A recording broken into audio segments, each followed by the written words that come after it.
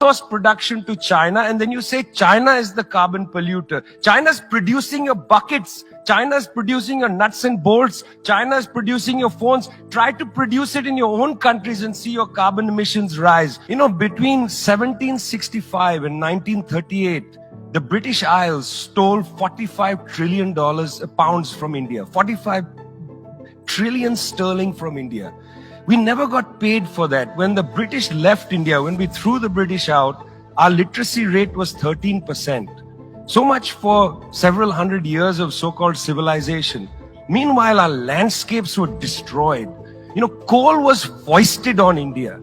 You foisted coal on us. You were the ones that came and made us coal dependent. And then you left, and now you dare to condescend to us. When I listen to Boris Johnson, when I listen to people like Joe Biden, when I listen even more to Emmanuel Macron, all I can think of is how condescending you are. You condescended to us 400 years ago. You condescended to us 300 years ago. You condescended to us 200 years ago. You condescended to us 100 years ago. You're condescending to us today.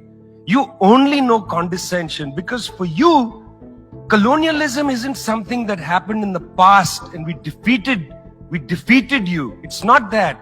For you, colonialism is a permanent condition. And that permanent condition happens in two ways.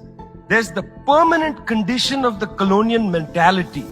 You want to lecture us. You want to tell us that we are responsible for all the problems because you'll never accept that you're the one principally to blame. You signed the Rio Formula in 1992 on common and differentiated responsibilities. You like the common part.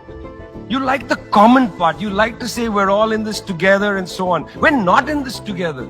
The United States, 4-5% of the world's population, still uses 25% of the world's resources. You outsource production to China, and then you say China is the carbon polluter. China's producing your buckets. China's producing your nuts and bolts. China's producing your phones. Try to produce it in your own countries and see your carbon